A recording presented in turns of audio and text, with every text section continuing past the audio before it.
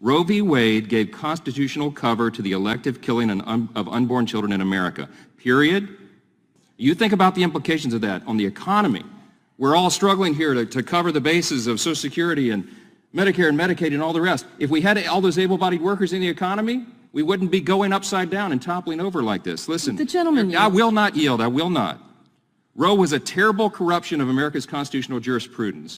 Yeah, you hear that, ladies? When we exercise the independence of our humanity and bodily autonomy, economies crash, and grandma can't have Social Security because you didn't provide the state with enough workers. That's the view, okay? These pro-life views, that's what that is all about. All right, so the part that Mike Johnson and all of these pro-life freaks leave out when they're like, oh, the 1950s was so perfect, housewives knew their place.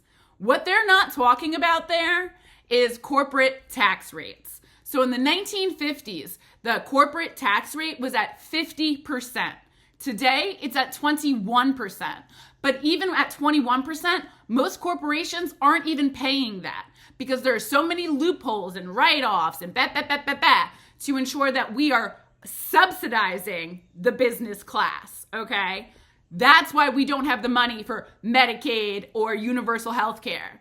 It's because we are subsidizing business profits, okay? And so in the 1950s, the top marginal income tax bracket was at 90%. So people that were in the top, like 1%, their income was taxed at 90%.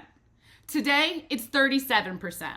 And once again, we're not even collecting 37% from these people. We are not. All the loopholes and nonsense. And let's really put this in perspective.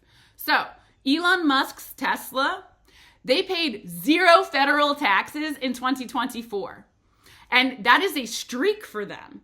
Over the course of 3 years, Tesla made $11 billion in US income and yet paid nothing in federal taxes. Nothing. Goose egg. In comparison, in China, Tesla agreed to pay the equivalent of $323 million US in taxes every year for the privilege of producing and selling in China. In addition, they had to make a commitment to invest $2 billion in capital expenditure for building their new plants and facilities, right? So Tesla in China is paying for the privilege of producing and performing there. But in America, Tesla is being subsidized by the American worker. Elon